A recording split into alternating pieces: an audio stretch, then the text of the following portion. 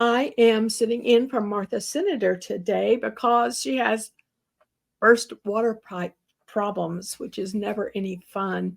And I have Catherine Rye Jewell in the studio, and she has written a book, Live from the Underground. So Kate uncovers how battles to control college radio were about more than music. They were an influential, if unexpected, front in the nation's culture wars. And so I was there for that. I was there for that time. So I have a lot of thoughts about it since I was there. I wasn't on the radio back then, certainly not in the 60s, but I am very aware of the influence that radio had during that time period.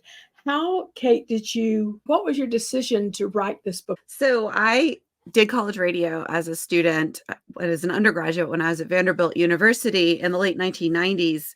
And it really formed such an important part of my college experience. But it was as a student activity. It was not something that I ever considered going into professionally. And so I was really kind of an observer in the world of radio and music and trying to learn about these underground music scenes that I was encountering. But for the most part, for me, it was just fun. It was just an interesting exploration until in 2011, the university decided to sell our radio station. And there was a big movement to try and save it. And I began asking questions like a historian does of, well, where did these stations come from? Why were we so invested in this particular way of doing radio? And what did it mean once the station went away? And what are the challenges that are presented to radio in our current moment? You know, I did exactly the same thing because I'm managing a station here in Asheville, North Carolina. And after I got my sea legs for running the station, I began wondering how did this happen? How did this whole thing happen? So college radio, when do you think it really got started? So college radio has been around since radio itself, that students and electrical engineering departments started experimenting with radio. A lot of institutions, particularly Midwestern land grant institutions, started investing in radio very early because they could provide really beneficial services and information to farmers, that they could send it out over the plains and they could pick it up in their farmhouses and get the information that they needed to participate in the market and to implement changes that were required in agricultural production. And weather reports. And weather, very important, very Yes. important. And once we begin to see that commercialized system of broadcasting come about in the 1930s, educational radio kind of gets pushed to the side in favor of the private run commercial system that we get in broadcasting in the United States. And it's only thanks to the efforts of some reformers who continue to push for educational radio that we get when FM comes along in the 1940s, we get that set aside of 88.1 to 91.9. But it's only until in the 1960s that we start to see college radio emerge on FM in large numbers. And at that moment, these stations are really different. They're very local in their orientation and in the programming. It's usually for the campus only or for certain constituents around the campus. And they start to become conversant with things that are going on in popular culture, like freeform FM down on the commercial dial. Mm-hmm. And a lot of the early freeform stations start to pull in talent from the college stations, and they're very much in conversation with one another. And where I pick up the story in my book is in the 1970s, where those students have created this idea of alternative radio on college radio. But really, that just meant anything not mainstream, anything that you couldn't get on a commercial signal. Yeah, anything non-corporate, basically. Yeah, and they become to equate that with what it means to do educational radio, and it provides a lot of protection for them to do that, even as the commercial music industry is looking at what's going on at these stations and saying, "Ooh, this is really valuable. We can incorporate that into our business model." Mhm. So, my theory is college radio was part of what I call a perfect storm that reflects American culture and the music that happened in the 60s and 70s. The fact that we had these freeform radio stations and college radio stations would not have happened without the magic of a radio signal. And my theory is that the music of that time will endure through the centuries because it came out of such a creative dynamic. There's so much conflict going on at the time, and when you have high conflict, that's fertile ground for creativity to emerge, and it did. Absolutely. And so we, if I was watching a Japanese movie a couple of nights ago from maybe the early '90s, and in their karaoke scenes, they were all playing American music. And so, I mean, it just permeates. It just basically dominates the musical part of American culture dominates across the globe, basically. Yeah, and I think why college radio is so important to that story is because it's a place where the people doing radio are much closer to music fans than they were to musicians or to record label executives or Mm, commercial actors. And so these stations become really important sites of conflict over what the most valuable sounds are and who gets represented. So while they're reflecting what's going on in US culture and popular culture and popular music, they're also places where people are having these really very emotional debates over what is American culture? What does a pluralistic society sound like? And I think that's one of the reasons why we have so much affection for that music because it symbolizes and it resonates with us because it pulls in those deeper kinds of cultural connections that we have with one another and the way that we create meaning through the experience of listening to music together and connecting over a sound, but also what that sound represents more broadly about our belonging as a nation and mm, welcoming many types of voices into mm. the sonic sphere. Yeah, and along with the host, the personalities are part of that connection, and that goes to radio's intimate connection with whoever is listening to it because it's coming right into your ear. Chances are you're either in your car or, in my case, I listen to our station through my smart TV in my bedroom, so it's in my most private chamber basically, and that creates so the power of the medium to create an intimate connection with people is very unique Yeah, and and significant. there's an immediacy to it. It's that Mhm, liveness that it's not mhm, the same as putting on a record. You don't feel the same connection right. in a sort of an imaginary realm that you do when you're listening to recorded music, that when it's coming through your radio, you're having the same experience as many other people that you can, even though you don't know them necessarily, you have a sense of commonality with other people who are in different types of spaces, have different backgrounds, have different experiences than you do, but yet you share this experience in common. So it allows for a kind of imagined community in a unique way than other Mhm. forms of listening do. And so you mentioned that you were at Vanderbilt in your college years, and then in 2011, Vandy sold the station to NPR, and the the absolute deep disappointment and consternation over the decision to do that reflects just how deeply people who get involved in this medium react to something happening where they're taking away something that is deeply important to them. And I heard another interview where you mentioned that you were contemplating uh, a follow-up book on the hostile takeovers of these college stations. You want to touch on your experience at Vanderbilt over this, and your feeling about what went down, because I've heard this story a lot, so I'm familiar with it. Yeah, when I was doing radio in the late 90s, that was that post 1996 Telecommunications Act moment where there was the corporatization of commercial FM rock radio in particular was accelerating, as well as just radio and broadcasting in general, and the decline of localism in broadcasting. And so we looked at, it was then, WKDF, which was the alternative rock giant in Nashville, as our big enemy.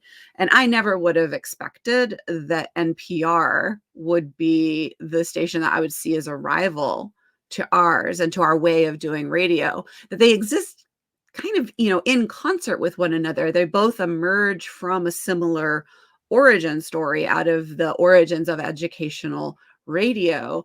But NPR is very much a national vision, whereas educational radio run by students relies very much on localism. And I think one of the reasons why we felt so betrayed by Vanderbilt selling the station was because it seemed like it was coming from decision makers who were only operating with a view of a Vanderbilt identity that was seen on the national stage, that was in line with these national trends and how you define what a prestigious university looks like, and that they weren't looking at the way that Vanderbilt sits within a specific community within the city of Nashville, Music City, Tennessee, and Music City, USA, really, and that this station was a really important local community institution that provided really valuable connections between Vanderbilt, which, doesn't always have the best image in the city of Nashville, to put it mildly in some ways. And so they were giving up a really inexpensive way of creating those connections in a meaningful way that seemed nonsensical to us. And they were doing it by selling it out to sort of a corporatized version of what it was we were doing. Now, the story's not all a total sad ending, because out of the wreckage of WRVU, student-run radio still exists at Vanderbilt. They still have a streaming station, although the focus is less on the community. And we get a low-power FM signal out of it in WXNA, which was resurrected by a lot of the community participants at WRVU and continues to be that really strong voice of the community and of all the many, many sounds of Nashville. Because of course, Nashville is not just country music, even though we love it. It is, and it's many different forms of country, bluegrass, what have you. The way radio is done now, because I read the ending of your book and how you mentioned how these low power stations. You mentioned Vanderbilt has a low power, probably 100 watt, probably 100, but they range between 10 and 100 watts. How that's kind of like the new or iteration of what the role college radio was playing, and hopefully, in this paradigm shift between everyone having a bullhorn now, thanks to the internet and podcasting and that sort of thing, the passion that people have, starting with people of my era and into your era, will be part of this, what I consider new paradigm of radio, that is not just an analog signal, but is a digital signal too, because this station has been streaming since maybe 2010, and now that everyone has a bullhorn, there is so much noise out there. I feel that the hunger and the desire is for more authenticity on the airwaves and out there in the ether, where everybody's being bombarded from every direction with propaganda and noise. Yeah, and I think that there's a real desire that drove college radio to connect with certain types of music that you couldn't hear elsewhere. Now we can tune in and hear anything we want and connect with music fans of a certain genre across space. But the thing is that is not providing us with those local community connections. It's participatory, but I think people are still really hungering for that sense of connection and participation in their local geographic space. And college radio always had many different forms. It was many different types of radio rolled up into one. It could be very professional. It could be very informative. It could be very staid. It could be very square.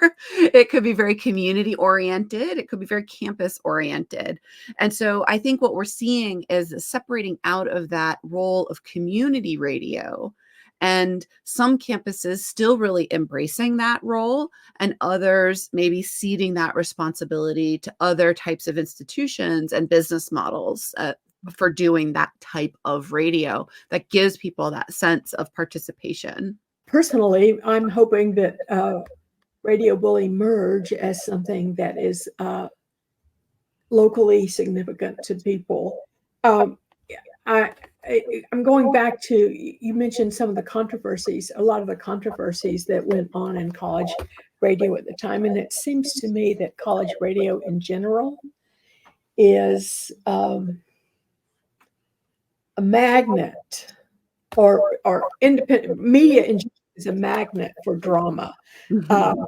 Lou Hill, who started NPR type stations, was driven to suicide over his board whenever he wanted a certain kind of broadcasting that he was doing to go out to the world. And his board was totally against it. The creator of FM Signal, Edwin Armstrong, ended up committing suicide over the drama of having FM radio and all the other magical inventions that he did, and the other people trying to sue him to stop him from doing what he was doing. So this bane of controversy seems to be ubiquitous in the medium.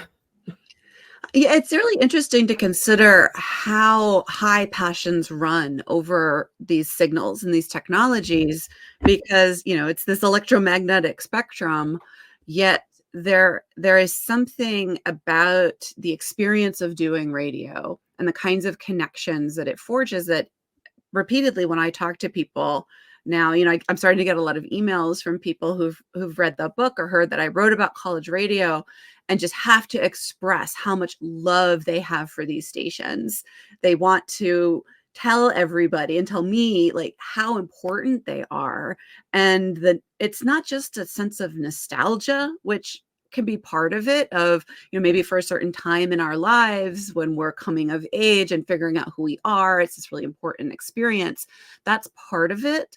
But I think it's much more also about the kinds of connections that we forge through this medium, and the kind of mystery that there is of sitting in the little room, and they're usually little rooms that often don't have any windows, and talking into a microphone, and the wonderful mystery of not really knowing who you're talking to, but yet having that sense of connection.